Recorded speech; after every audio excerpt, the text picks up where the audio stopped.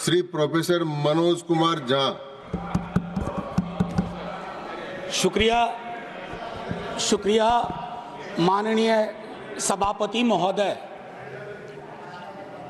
थोड़ा हट करूंगा वक्त के लिए, लेकिन आखिर में अभी चालू तो करिए हुजूर। सर, माननीय सभापति महोदय, अच्छा है हम सब संविधान पे बात कर रहे हैं। उस सदन में भी हुई, इस सदन में भी तमाम साथियों ने संविधान पे बात की। अपना अपना दायरा है, अपनी अपनी सोच है, अपनी अपनी प्राथमिकताएं हैं, लेकिन महत्वपूर्ण ये है कि हमने संविधान पे बात की। कई ओहदेदार लोग दूसरे स्तंभ के, वो तो ईश्वर से बात करने लगे हैं। भगवान को कितना काम है, किसी की नौकरी लगवानी है, किसी की शादी करवानी है, किसी को चुनाव जितवाना है, तो किसकी पर्ची निकलेगी, किसकी अर्जी लगेगी। तो अच्छा है कि हम संविधान के दायरे में बात कर रहे हैं। माननीय सभापति महोदय, नेहरू जी पर बहुत चर्चा होती है जब से इस संसद में आया हूं, और मैं इस नई सरकार के बाद ही सदन में आया हूं। बचपन में सोचा करता था पार्लियामेंट पहुंचूंगा, लेकिन आज एक कन्फेशन करता हूं, हमेशा अपने को विपक्ष में देखता था, तो विपक्ष में ही हूं। तो सर ऐसा है, मैंने कई दफा कहा है, 14 का चुनाव, 19 का चुनाव, 24 का चुनाव, जवाहरलाल नेहरू नहीं हारे हैं, विपक्ष हारा है, कांग्रेस हारी है। 100 साल आप चुनाव जीतेंगे, लेकिन नेहरू को फिर भी वहां खड़ा पाएंगे, क्योंकि अथॉरिटेरियनिज्म के खिलाफ, पार्लियामेंट्री डेमोक्रेसी के प्रतीक हैं नेहरू। वो ढाल हैं, वो रक्षा कवच हैं। और मैं आपको बताऊं, हमारे नड्डा साहब ने जेपी का उद्धृत किया, और मुझे अच्छा लगा कि जयप्रकाश जी ने जब इंदिरा जी को, वो इंदू लिखा करते थे, जब चिट्ठियां लिखी ना इमरजेंसी के दौरान, तो नेहरू को इन्वोक किया। I am writing to you in the name of your father Jawaharlal Nehru. वो ऐसे व्यक्ति थे, जब उनकी आलोचना नहीं होती थी तो छद्म नाम से अपनी आलोचना स्वयं करते थे। तो मैं क्या कहूं, जयप्रकाश जी का कश्मीर पर जो नेहरू जी को चिट्ठी थी या इंदिरा जी को चिट्ठी थी, अगर वो चिट्ठी आज मनोज कुमार झा अपने नाम से कॉपी पेस्ट करके लिख दे, तो सर शाम तक मैं टेलीविजन डिबेट में विलेन बन जाऊंगा। मेरे पर यूएपीए लगे ना लगे, सांसद हूं शायद ना लगे, लेकिन बहुत तरह की तोहमत लगेगी। सर एक आवश्यक बात, हम महापुरुषों की जन्मतिथि पुण्यतिथि पर माल्यार्पण वाले दुनिया के नंबर 1 देश हैं। इतनी पुष्प वर्षा करते हैं जन्मतिथि और पुण्यतिथि पे, लेकिन सर वो तिथियां इस बात की भी होती है कि हम अपनी चुनौतियों को स्वीकार करें। अगर हम संविधान दिवस मना रहे हैं, क्या फ्रीडम के बारे में नहीं बात होनी चाहिए? दोनों तरफ ऐसी बातें हो रही हैं, मेरी कमीज सफेद, तुम्हारी कमीज गदली। अरे साहब, संविधान की कमीज देख लो, वो गदला ना हो, उस पे दाग ना पड़े। ये हमारा दायित्व होना चाहिए। आज से 25 वर्ष बाद मैं इस सदन में नहीं होऊंगा, हम में से बहुत लोग नहीं होंगे। जब 100 साल पे चर्चा हो रही होगी, बहुत चर्चा होगी, लोग विश्लेषण करेंगे, जैसे आज हम करते हैं कि नेहरू को यह करना चाहिए था, नेहरू ने वो नहीं किया। 100 साल बाद कोई आपके बारे में टिप्पणी करे, मैं जीवित नहीं रहूं, संभवतः मैं सदन में नहीं रहूंगा, लेकिन वो भी अच्छा नहीं लगेगा सर, अशोभनीय लगेगा। टाइम मशीन नहीं है सर, नहीं तो मैं अपने सारे साथियों को 47-46 ले जाता। खून की नदियां बह रही थी दोनों तरफ, खून की नदियां। मंदिर में गाय काट के फेंकी जा रही थी, मस्जिद में सुअर फेंके जा रहे थे। उस दौर में एक ऐसे देश के निर्माण का संकल्प, गलतियां हुई होंगी। आप विलेन क्यों बनाते हो भाई? विलेन मत बनाओ, आपसे भी गलतियां होती हैं, हमसे हुई हैं। मैं सिर्फ इतना कहता हूं माननीय उपसभापति महोदय, कि जब हम तबसरा करते हैं इस तरह के नेताओं पे, तो हम भूल जाते हैं 47 में इस देश की क्या हालत है। सर आपने घर बनाया हो, मैंने नहीं बनाया अभी तक, मेरे पिता ने बनाया। सर ग्राउंड फ्लोर बनाने में सबसे ज्यादा मेहनत लगती है, नींव है वो। नेहरू और अंबेडकर, पटेल, आजाद ने नींव डाली। आप सेकंड थर्ड फ्लोर बना रहे हैं, उन्होंने फर्स्ट फ्लोर बनाया, आप 5 फ्लोर और बनाइए, लेकिन नींव के बगैर फ्लोर किसी काम का नहीं है, ये याद रहना चाहिए। सर माननीय उपसभापति महोदय, हमारे प्रधानमंत्री जी, भाजपा के कई साथी, और चूंकि ये संविधान की डायरेक्टिव प्रिंसिपल्स में है कि यूनिफॉर्म सिविल कोड, सर मैंने विस्तार से अध्ययन किया है, नड्डा साहब ने भी अध्ययन किया होगा, तमाम साथियों ने। सर कई तरह के उस पर विचार थे, लेकिन डोमिनेंट विचार था कि इसको रखो, किसी दिन वक्त आएगा इस पर बात होगी। सर 44 आर्टिकल, जो कि ड्राफ्ट में 35 था, उससे पूर्व आर्टिकल 39 क्लॉज सी है sir, about concentration of wealth. Income inequality का इस देश में जो आलम है, हम टाइम बॉम्ब पे बैठे हुए हैं, टाइम बॉम्ब है ये, और ये सबको इंपैक्ट कर रहा है, ना सिर्फ गरीब मजलूम वर्गों को, मध्यम वर्ग को। अभी हालिया रिपोर्ट आई कि प्रॉफिट मेकिंग कंपनीज, लेकिन उनकी प्रॉफिट का एम्प्लॉय के सैलरी में कोई रिफ्लेक्शन नहीं है सर। रिलेटिव डिप्रिवेशन का जन्म हो रहा है। 44 तक पहुंचिए यूनिफॉर्म सिविल कोड तक, लेकिन रास्ते में एक मील का पत्थर है आर्टिकल 39 सी, वहां रुकिए, ठहरिए, सोचिए कि इसको, क्योंकि अंबेडकर साहब को आप कोट कर रहे थे सोशलिज्म के बारे में कि वो कहते थे कि वो तो रचा बसा है, सेक्युलरिज्म रचा बसा, मानता हूं, लेकिन उन्होंने नेशनलाइजेशन ऑफ लैंड और इंडस्ट्री की भी बात की थी। मैं उसकी पैरोकारी आज के दौर में नहीं कर रहा हूं, लेकिन ये जरूर कहूंगा कि प्राइवेट प्लेयर्स ऐसे ना हो जाएं कि एक को चादर से ढकने के चक्कर में पूरा देश नग्न सच्चाई से रूबरू होता रहे, ये नहीं होना चाहिए। अब सर मैं एक बात कहता हूं, आज जब मैं यहां बोल रहा हूं, इस देश के किसी न किसी कोने में सीवर से एक आध डेथ हो चुकी होगी, सीवर में उतर करके खुदाई चल रही है इस देश में, कई जगह खोदे जा रहे हैं। एक खुदाई हम सब सांसद मिलके करें, वो जो सेप्टिक टैंक और सीवर में उतर करके जहरीली गैस से मरने वाले लोग, ये कौन है? ये हम एक हैं तो सेफ हैं में नहीं आते, ये हमारे हिस्सा नहीं है, इसी समाज का हिस्सा है। हाँ, ये अव्वल बात है कि हमारी जातिगत सीढ़ी नुमा पदानुक्रम में वो नीचे आते हैं, तो उन पर गौर थोड़ा हम कम करते हैं, ये नहीं होना चाहिए। और मैं समझता हूं कि फ्रीडम की जब बात हो तो हम मूल्यांकन करें।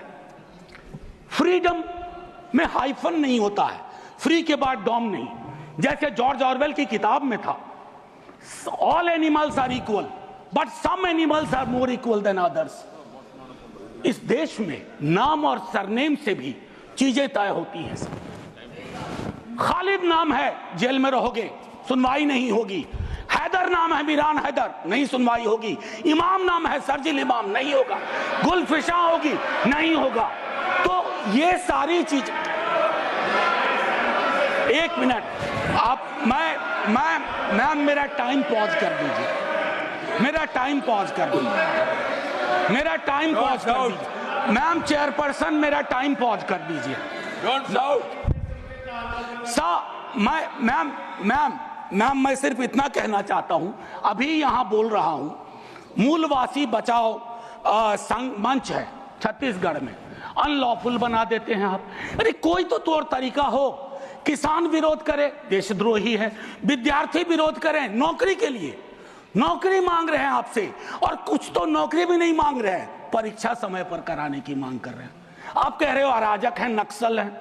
ये जो शब्दावली लेकर के, विशेषण लेकर के आप घूमते हैं, इससे थोड़ा बाज आइए। मैं कह रहा हूं ये टेम्पटेशन होता है जब बहुत बड़ी सत्ता होती है, 15वें वर्ष में, 11वें वर्ष में प्रवेश करते हैं, लेकिन उस टेम्पटेशन को रोकना मैच्योरिटी है, परिपक्वता, परिपक्व लीडरशिप की बात होती है। वैकल्पिक विकास की कोई मांग आपसे करेगा तो आप कहोगे नक्सली है। अब मैम चेयरपर्सन, एक और चीज कहना चाहता हूं, मैं पीड़ा साझा करता हूं बांग्लादेश में जो हो रहा है, साझा करता हूं पीड़ा। 71 के बारे में पढ़ा था, अभी देख रहा हूं। लेकिन मैम, मैं महात्मा गांधी पर जाना चाहता हूं।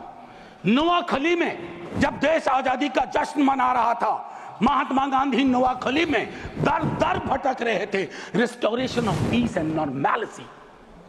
वो दौर था। उन्होंने एक बात कही थी, आज का दक्षिण एशिया है जिससे पाकिस्तान और बांग्लादेश निकला है, हमें इस बात का स्मरण करना होगा कि हमारी भूमिका सबसे बड़ी है। हम बड़े भाई वाली शब्दावली का इस्तेमाल नहीं करेंगे। We are the largest and the oldest democracy. बाकी में डेमोक्रेसी कैजुअलिटी हुई है पाकिस्तान और बांग्लादेश में, संविधान तक नहीं आया। लेकिन हम अपनी अकलियत के साथ कैसा व्यवहार करते हैं, तो हम कह पाते बांग्लादेश को, learn from us, to Pakistan, learn from us, this is how we treat. लेकिन हमारा रिपोर्ट कार्ड अगर उसमें कमियां रहती है, मैं Sit down. Sit down. Sit down. Ma'am, chairperson, my time should be paused. Down. My time should be paused. My time should be paused. My time should be paused. Honorable members. Ma'am, एक चीज मैं एक चीज कहना चाहता हूं। अंबेडकर साहब को कोट किया गया, अंबेडकर साहब को कोट किया गया, और एक मिनट, किसी की भावना आहत हुई है तो मैं वापस लेता हूं। It is primarily a mode of, सुनिए, it is primarily a mode of associated living. Democracy is not simply a form of living, form of government.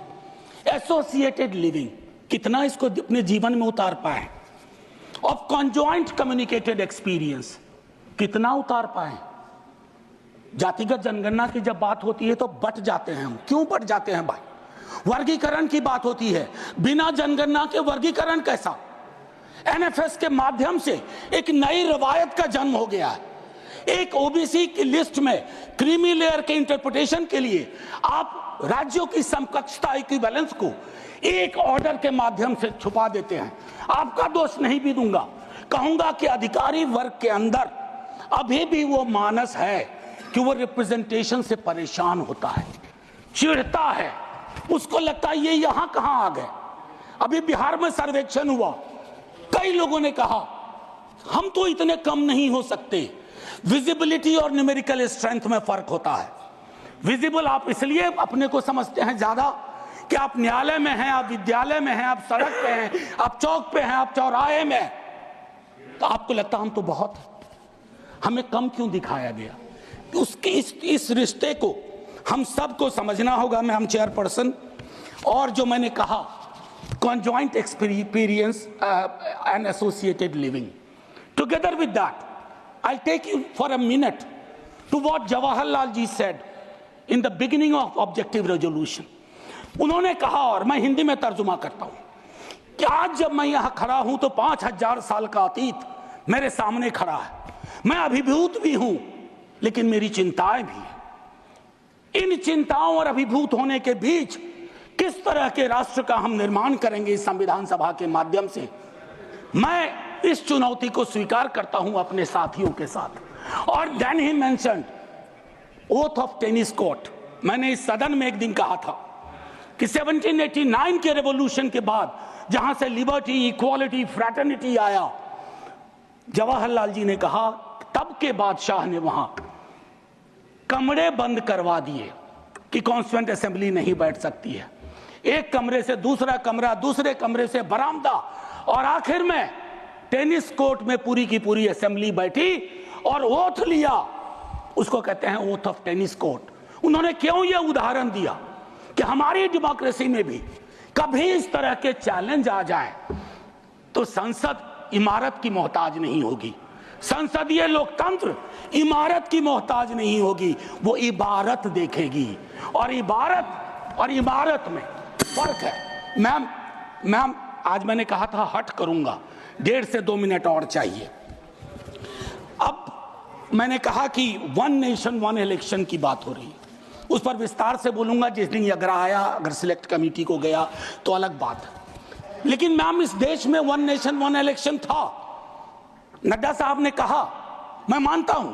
कई दफा क्या होता है, जब आप कोट करते हैं, हमारी यूनिवर्सिटी में कहते हैं कि सेमी कोलोन के बाद किसी को कोट मत करो, उसको हम लोग कहते हैं पुअर साइटेशन, कि किसी को कोट किया। जैसे आपको उदाहरण के लिए मैम 30 सेकंड में, कि मार्क्स ने कहा religion is the opium for masses, ऐसा कभी नहीं कहा मार्क्स ने। वो सेमी कोलन के बाद का एक सेंटेंस था। उन्होंने ये कहा is the Sai of oppressed, लेकिन सेमी कोलन के बाद का उठा करके कहा रहे रिलीजन के तो खिलाफ थे कार्ल मार्क्स। तो उसी तरह से साइटेशन के साथ दिक्कत है। मैं सिर्फ इतना कहना चाहता हूं, 1 नेशन की वो साइकिल टूटी थी। 1 नेशन 1 इलेक्शन की साइकिल 60s मिड 60s में टूटी। आज क्या गारंटी है, हम कैसे अगले चुनाव तक ले जाएंगे? Will it be a proxy governance?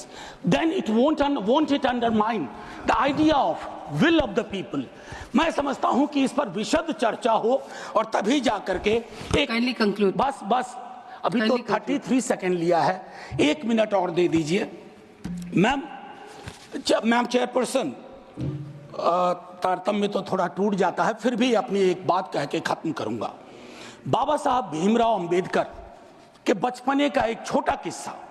Classroom में बैठे हुए थे सबसे पीछे, शिक्षक ने कहा, चूंकि मैथमेटिक्स में बहुत अच्छे थे, आओ इसको हल करो। ज्यों ही वो बोर्ड की तरफ बढ़े, जितने कास्ट हिंदू अपर कास्ट के लोग थे वो दौड़ के बोर्ड के पास गए, क्योंकि बोर्ड के पीछे उनका टिफिन बॉक्स था। उनको लगा ये पोल्यूट हो जाएगा। मैम, आज वो मान्यताएं नहीं हैं, लेकिन पोल्यूशन प्योरिटी की नई मान्यताएं आ गई हैं, एक्सक्लूजन की नई मान्यताएं आ गई हैं। और आखिरी में ऑस्विज एक जगह थी पोलैंड में, जहां जिसको सिर्फ गैस चैम्बर से मत समझिए।